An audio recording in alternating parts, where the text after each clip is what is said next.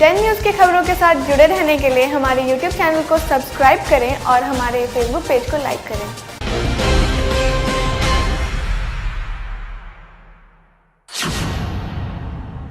नमस्कार, आपका स्वागत है डेन न्यूज़ में और आपके साथ मैं हूं प्रतिज्ञा कश्यप। खबरों की शुरुआत से पहले एक नजर डालते हैं आज की सुर्खियों पर। लॉकडाउन में चोरों का बोलबाला है। आए दिन शहर के बंद घरों को चोर निशाना बना रहे हैं, लेकिन पुलिस अब तक एक भी चोर गिरोह का उद्भेदन नहीं कर सकी है।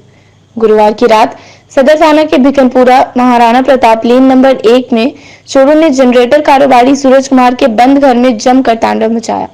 छत के रास्ते से प्रवेश किए घर में चोरों ने कमरे में रखे 32,000 कैश समेत लगभग 4 लाख की संपत्ति पर हाथ साफ कर दिया है।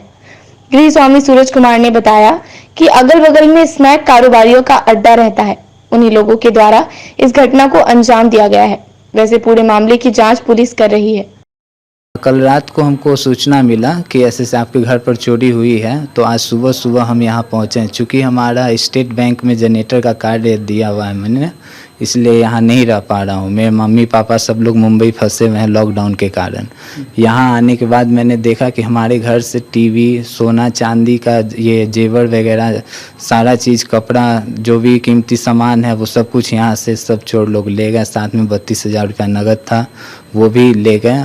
और मतलब कि लगभग हमारा 50 ग्राम सोना और 350 ग्राम चांदी के जेवर थे, ये सब चला गया है। टीवी, होम थिएटर सब कुछ ले गए, सेट टॉप बॉक्स, डीवीडी वगैरह सब कुछ ले गए, स्टेबलाइजर वगैरह कुछ ज्वेलरी भी सारा, अंगूठी, कंगन, नाक में का, कान में का, जो भी था गोदरेज में, लॉकर में सब खोल करके ले गए। कितना क्षति है? लगभग 4 लाख रुपए की। पुलिस आई थी, शाम को इंक्वायरी करके गई है और उन्होंने कहा कि हम FIR करेंगे। आप क्या स्नाइपर वगैरह भी रहता है आसपास में? अब यहाँ के ही कुछ लोग हैं, वही उन्हीं को पता ही है कि यहाँ हम लोग नहीं हैं। छत से प्रवेश किया था? छत के द्वारा प्रवेश किया गया है और यहीं के हैं, क्योंकि बाहर के चोर तो हैं नहीं जिनको पता है कि हम यहाँ नहीं हैं। यहीं के लोग हैं जो यहाँ पर आकर के ये सब कार्य किए हैं। लॉकडाउन में ऑटो चालकों का बुरा हाल है। अब इनके घर में चूल्हा तक जलना मुश्किल हो गया है। सबसे पहले ये इलाका देखिए। ये बनारस बैंक चौक स्थित इमामगंज मोहल्ला है, जहां करीबन 150 ऑटो चालक रहते हैं। लॉकडाउन होने की वजह से इन लोगों के बीच भूखमरी की स्थिति आ गई है। अब तो इन लोगों का ऑटो यूनियन ने भी साथ छोड़ दिया है। वैसे में ये लोग जाएं तो कहां जाएं? शुक्रवार को इन लोगों के सब्र का बांध टूट गया और स्थानीय प्रशासन और ऑटो यूनियन के खिलाफ जमकर विरोध जताया। ऑटो चालकों ने कहा कि सुबह के समय में थोड़ा मौका भी मिलता है ऑटो निकालने का, तो पुलिस वाले की पिटाई खानी पड़ती है। वैसे में सरकार को इनके लिए भी सोचने की जरूरत है। 2 महीने से हम लोग ऑटो चालक घर में बैठे हैं, भूखे मरने का नौबत हो गया है। ना ही तो कोई यूनियन देखता है, ना ही तो सरकार कोई चीज़ पे हम लोग पे ध्यान दिए हुआ है। और क्या करें, धूप सुबह में अगर चोरी छुपके से अगर गाड़ी निकालते भी हम लोग हैं रोड में, तो उससे प्रशासन से मार खाना पड़ता है। प्रशासन लाठी चलाता है कि तुम लोग गाड़ी निकाला का है, क्यों रोड पे आया। अब इस तरह से हम लोग क्या कर सकते हैं? या तो मतलब कि बाले बच्चे मिले के भूखे मर रहे हैं, या तो हम लोग को भूखे मार दिया जाए, ना तो हम लोग जहर खा के आत्महत्या कर लेते हैं। आज 2 महीना पुरने जा रहा है, इसका कोई सुविधा हम लोग को नहीं मिला है, ना ही तो राशन पानी का कोई उम्मीद मिला है, ना ही कुछ नहीं हम लोग को मिला है। घर में चूल्हा नहीं जल रहा है? घर में चूल्हा तक नहीं जल रहा है। सब बाले बच्चे हम लोग भूखे प्यासे रहते हैं। एक टाइम खाइए तो एक टाइम झकिए। ऐसा हो गया रमजान जैसा में, मतलब कि हम लोग को आफत आ गया है पूरा। आज मजबूरी में हम लोग इस मोहल्ला में कम से कम नहीं तो 100 से 150 है हम लोग ऑटो ड्राइवर हैं। सबका वही हाल है, सारे आदमी का वही हाल है। अब बताइए कि हम लोग क्या करें इसमें? यूनियन की तरफ से भी कोई मदद नहीं है। फोन करते हैं यूनियन को तो वो भी नहीं सुनते हैं। ना जिला प्रशासन से कोई मतलब कि होता है, ना DM साहब से, ना सरकार से कोई उम्मीदें नहीं हम लोग को मिल। जिला प्रशासन हमारा UR जो है अध्यक्ष है जो टेम्पू के, वो भी नहीं जो है सुन देख रेख करते हैं, नहीं राशन का वितरण न पूछ है। और हम लोग जो है चुपे चोरी से निकलते भी हैं तो जो है प्रशासन हम लोग को मारता है बेरहमी के तरह, जानवर बूझ के। जो हम लोग जो है उठ के भाग नहीं पाते हैं, न चल पाते हैं। इतना बड़ से बदतर हालत कर दिए हुआ है कि कुछ कहे लायक नहीं। भूखमरी की इतना स्थिति हो गया हुआ है कि हम लोग जो है पूरे भाई ये जगह एकजुट होके और इसके लिए जो है हम लोग ये कर रहे हैं, आवाज़ उठा रहे हैं कि कुछ हम लोग के सरकार के तरफ से या अध्यक्ष के तरफ से कुछ हम लोग को राहत मिलना चाहिए। शुक्रवार को inner wheel club of Muzaffarpur की ओर से खुदीराम स्मारक स्थल पर कोरोना योद्धा के रूप में 20 महिला पुलिस को प्रशस्ति पत्र एवं अंग वस्त्र देकर सम्मानित किया गया। साथ ही कोरोना से बचाव के लिए मास्क भी दिया गया। क्लब के अध्यक्ष लिली साहू ने बताया कि जब हम लोग कोरोना महामारी से बचने के लिए अपने अपने घरों में बंद हैं और सुरक्षित हैं, तब यह कोरोना योद्धा अपनी जान की परवाह न करते हुए अपनी ड्यूटी ईमानदारी से निभा रही हैं। आज हम लोगों ने इनर व्हील क्लब मुजफ्फरपुर की ओर से महिला पुलिस को हम लोगों ने सम्मानित किया है, जो इस कोरोना के जैसी महामारी में इतना सजग होकर अपनी ड्यूटी निभा रही हैं। हम लोग जो लोग घर में अभी हैं, बंद हैं बिल्कुल लॉकडाउन में, और ये महिला होके ये पुलिस जो है आज जो सड़कों पर और सबका जो है सो लॉकडाउन का पालन करवा रही हैं। ये हमारे देश और हमारे राज्य और हमारे शहर के लिए बहुत गौरव की बात है, इसलिए हम लोगों ने महिला पुलिस को सम्मानित किया है।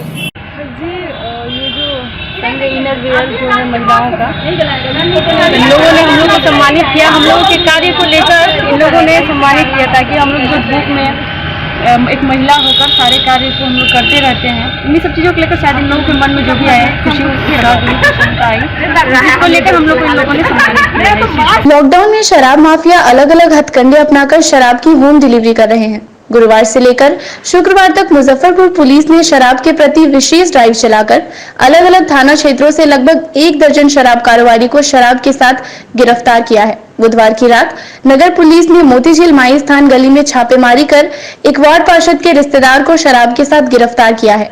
पकड़े गए युवक की पहचान मोतीझील के राजीव कुमार के रूप में हुई है।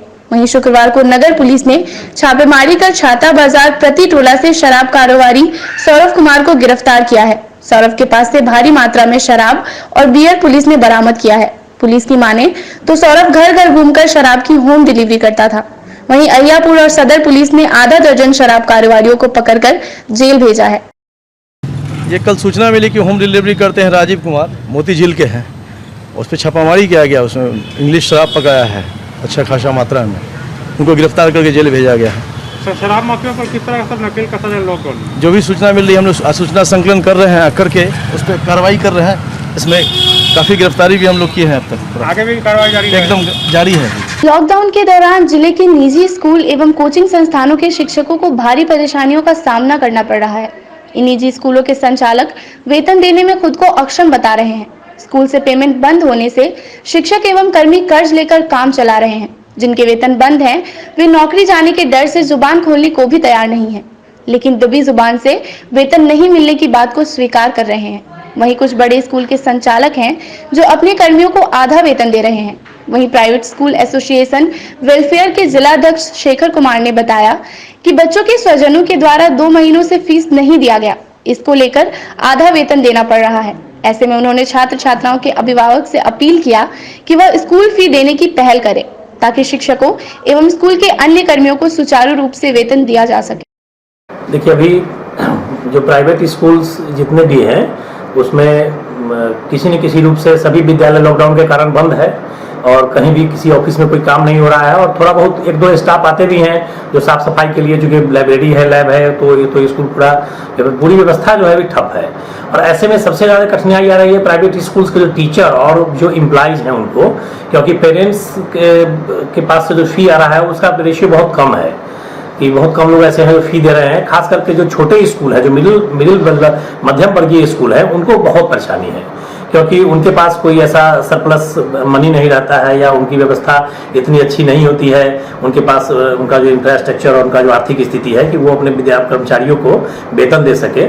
तो ऐसे में एक हमारा जो समाज है, हम लोग का दायित्व बनता है कि हम लोग उन टीचर्स के बारे में सोचें जो प्राइवेट स्कूल हमारे शिक्षा का आधार स्तंभ है।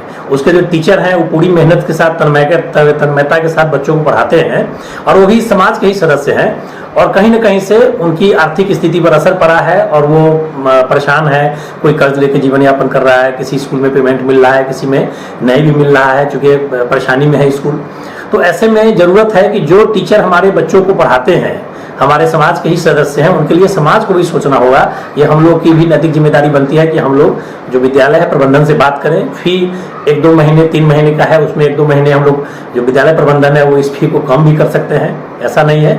आपस के बातचीत करके सहयोगात्मक रवैया निकलना चाहिए, जिसमें कि विद्यालय भी चले, सरकार का भी जो नियम है उसका भी पालन हो, और साथ में हमारे जो बच्चों को पढ़ाने वाले जो प्राइवेट स्कूल के टीचर्स हैं उनके जीवन यापन में कोई कठिनाई नहीं आए, या स्कूल से जुड़े हुए और भी बहुत सारे एम्प्लॉय हैं जो बिकॉज जब ये स्थिति ठीक हो जाएगी, जब आने वाले ईश्वर की कृपा से आने वाले समय में जब ये कोरोना वायरस का प्रकोप कम हो जाएगा, विद्यालय खुलेगा, फिर वही टीचर बच्चे को पढ़ाएंगे।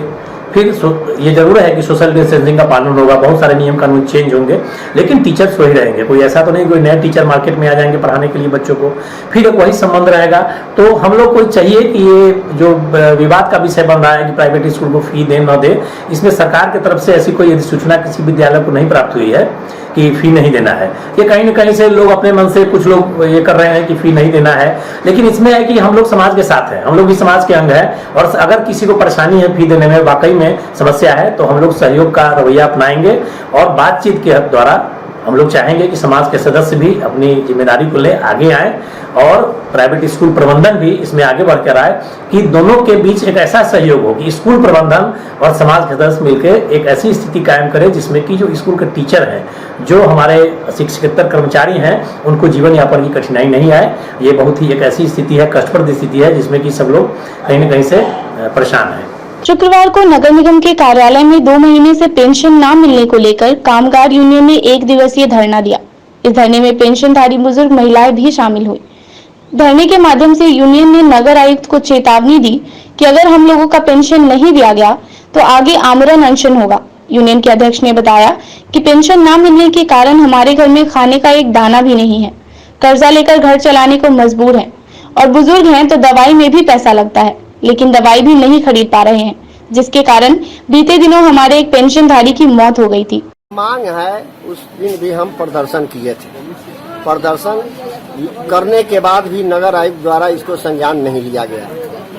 हमारे पेंशन कर्मी को 2 माह का पेंशन बकाया है, तीसरा चल रहा है, जबकि सरकार का निर्देश है, माननीय प्रधानमंत्री जी कहते हैं कि 60 वर्ष से ज्यादा उम्र वाले को सेहत का विशेष ध्यान रखना है।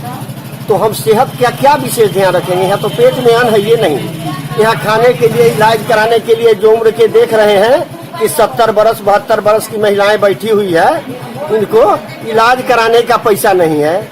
उस परिस्थिति में 12,000 15,000 पेंशन वाले पाने वाला अल्पभोगी पेंशन भोगी, जिसको 3 माह का आप बकाए रखे हैं, आपको 1 लाख रुपया वेतन है, और आप अपना 2 तारीख के 2 तारीख अपने वेतन को समय पर ले लिया करते हैं, तो इसके बारे में कौन सोचेगा? कई नगर निगम में मनमानी चल रहा है। कर्मचारी मर गया इलाज के दौरान, धर्मनाथ प्रसाद वार्ड निरीक्षक मर गए दवा बिना, आज क्रियाक्रम होने जा रहा है। इतना निगम प्रशासन पे शर्म हो गया कि उसके क्रियाक्रम में भी उसका कमाया हुआ पैसा उसके काम नहीं आया। ये नगर निगम में चल रहा है। 2 माह का पेंशन मांगे तो ये लल्लो चप्पो लगा करके अभी सुनने में आया है कि 1 माह का चेक कर दिए। हम पूछते हैं कि हमारी मांग है, आप मेरे गार्जियन हैं, आपको बुलाकर वार्ता करने में क्या जाता है? आपको बुलाना चाहिए, बात पूछना चाहिए कि क्यों दरी बिछाकर बैठे हो। हम सोशल डिस्टेंसिंग का चलते कर्मचारी नहीं बुला रहे हैं कि वो सोशल डिस्टेंसिंग का पालन नहीं हो सकेगा, इसलिए हम कम से कम कर्मचारी बुलाकर अपनी मांग को आपके माध्यम से रखते हैं। अगर वो वार्ता नहीं करते हैं, हमारा पेंशन कब मिलेगा, किस समय मिलेगा, अगर नहीं करते हैं तो अब आपके माध्यम से मैं बता देना चाहता हूं कि अब ये पूरे में समय ना गिरा करके हम 400 पेंशन कर्मी करो मरो की स्थिति में आमरण अनशन पर बैठ जाएंगे। सैंपल कलेक्शन में अपेक्षित तेजी लाने के मद्देनजर मुजफ्फरपुर जिलाधिकारी डॉक्टर चंद्रशेखर सिंह के निर्देश के आलोक में 2 मोबाइल वैन को चलन सैंपल कलेक्शन के रूप में सिविल सर्जन ने हरी झंडी दिखाकर रवाना किया। उक्त दोनों वैन द्वारा अब सभी प्रखंडों में जाकर कोरोना का सैंपल लिया जाएगा। साथ ही सब्जी बाजार एवं अन्य भीड़ भाड़ वाली जगहों पर रैंडम सैंपल का कार्य भी किया जाएगा। इससे सैंपल कलेक्शन के कार्य में अपेक्षित गति परिलक्षित होगी। किया गया है स्पॉट पर जांच करने के लिए हुआ। कितनी वैन थी सर? 2 बार। ओहो, 2 वैन कहाँ सर? 2 टीम जाएगी। 2 टीम कहाँ सर? तो जहाँ अपने बेहतरीन स्वाद एवं मिठास के लिए प्रसिद्ध मुजफ्फरपुर की शाही लीची का इंतजार अब जल्द ही खत्म होने वाला है। मुजफ्फरपुर जिले के बागानों में फलों से लदे लीची के फलों में लाली आने लगी है, जहां फलों से लदे पेड़ों की खूबसूरती और लाली लोगों को ललचाने लगी है। हालांकि शाही लीची के फलों की लाली अभी ग्रामीण क्षेत्रों के लीची बागानों में बहुत कम ही पेड़ों पर नजर आ रही है। हालांकि अब लाली आने के बाद भी लीची के फल खट्टे ही लग रहे हैं। किसानों की माने तो अभी यह फल खाने लायक नहीं है। अभी इसके लिए 10 दिन तक और इंतजार करना होगा। देहाती क्षेत्रों में अधिकांश लीची के बागान फिलहाल हरे ही हैं। आमतौर पर 20 मई के बाद ही शाही लीची की मिठास अपने शबाब पर आती है, जब यह फल अपने बेहद उम्दा मिठास और सुगंध के साथ रस से भरा होता है। परेशानी यही है कि लॉकडाउन चल रही है, ऊपर से बारिश भी 2 दिन 3 दिन पर बहुत तगड़ी बारिश हो रही है, पत्थर भी पड़ी है आपकी, और इसके कारण लीची अभी लेट हो रही है। नहीं तो 15 मई के पहले लीची टूट जाती थी। अभी तक टूटी नहीं है, और उसके बाद कोई व्यापारी नहीं आ रहे हैं। लॉकडाउन के कारण लगता है कि आपकी लीची पेड़ पर ही खराब हो जाएंगे। शुक्रवार को जिला कांग्रेस कमेटी के जिला अध्यक्ष अरविंद कुमार मुकुल के द्वारा तिलक मैदान रोड स्थित कार्यालय पर कोरोना संकट एवं चमकी बुखार के पुनः बढ़ रहे प्रकोप पर प्रेस वार्ता का आयोजन किया गया। जिला अध्यक्ष ने प्रेस वार्ता के माध्यम से भारत और बिहार सरकार से मांग किया कि अपने जिले के किसान, मजदूर, छोटे छोटे व्यापारियों, खासकर बाहर फंसे हमारे प्रवासी बिहारी जो नित्य दिन परिस्थितिवश हादसे के शिकार हो रहे हैं, उनकी सरकार अविलंब चिंता करे। अभी जो मैंने खुला है वो 1 महीना पहले, लॉकडाउन से पहले ही चाहते तो 1 सप्ताह में सारा श्रमिक मजदूर चला था। और कहते हैं, पहले तो कहे कि जो जहां है वहां रुक जाओ। जब रुक गया, जो प्रतिदिन जो हमारे काम करने वाले मजदूर हैं, गरीब लोग हैं, रोजमर्रा के जिंदगी में जीने वाले, वो कहां से खाएंगे? उनके बच्चे लोग को दूध नहीं मिल रहा है, भोजन नहीं मिल रहा है। भारत सरकार, राज्य सरकार फेलियर हो गया, तब वो देखा कि अब हम लोग मर जाएंगे, तो पैदल इतना 2000-3000 किलोमीटर से वो लोग पैदल आ रहे हैं। और कई लोग अपने बूढ़ी माँ को, बीवी को, बच्चे को लाद के, वो पूरा आप लोग देख रहे हैं। आप लोग को मैं धन्यवाद देता हूँ, हम पत्रकार भाइयों को, कि आप लोग एक एक चीज दिखा रहे हैं जनता को। ये जो कुछ टीवी चैनल को जो ये खरीद लिए हैं, तो वो टीवी चैनल तो नहीं दिखा रहा है, अब कुछ थोड़ा बहुत दिखाना शुरू किए हैं, लेकिन हमारे जो लोकल पर जो भी रिपोर्टर हैं इलेक्ट्रॉनिक मीडिया के और प्रिंट मीडिया, इनको हम धन्यवाद देते हैं। एक एक चीज सोशल मीडिया में वो दिखा रहे हैं। 130 करोड़ जनता देख रही है कि हमारे यह भारत सरकार के जो हमारे जो नेता मंत्रीगण हैं और प्रधानमंत्री हैं, मुख्यमंत्री हैं, ये लोग गरीब को वोट लिए, गरीब को कह के कि हम चाय वाला का बेटा हैं, हम पिछड़ा जाति का हैं, हम मजदूर का बेटा है, हम गरीब का बेटा है, और ये लोग राज किए। लेकिन आज वह प्रवासी मजदूर आज जो है भूखे मर रहा है, पैदल हजारों किलोमीटर से वो लोग आ रहे हैं। तो यह दुर्भाग्यपूर्ण है। दिल दहल जाता है जब हम सोशल मीडिया पर देखते हैं। क्या मांग कर रहे हैं आप लोग? देखिए, हम लोग का मांग है कि टेस्टिंग ज्यादा से ज्यादा हो, और चमकी बुखार जो ये 6-5 साल से इस पर रिसर्च चल रहा है। 2 बार केंद्रीय स्वास्थ्य मंत्री हर्षवर्धन जी यहाँ आ चुके हैं। पिछले बार भी हम लोग कांग्रेस पार्टी की ओर से SKMCH पे आंदोलन किए थे, नवा भी किए थे कि भाई 300 बच्चे अभी मर गए, और फिर अब सिलसिला जारी है, कई बच्चे मर गए। तो बिहार सरकार के द्वारा क्या व्यवस्था, क्या गांव में इनका जो है प्रचार प्रसार है, क्या ही कर रहे हैं? जो प्रचार प्रसार, जो बच्चा आता है 2 दिन 1 दिन में मर जा रहा है। केंद्र सरकार और बिहार सरकार इस चमकी बुखार में फेलियर है। आज की खबरों में फिलहाल इतना ही। कल फिर मिलेंगे, तब तक के लिए डे न्यूज परिवार को दीजिए इजाजत। नमस्कार।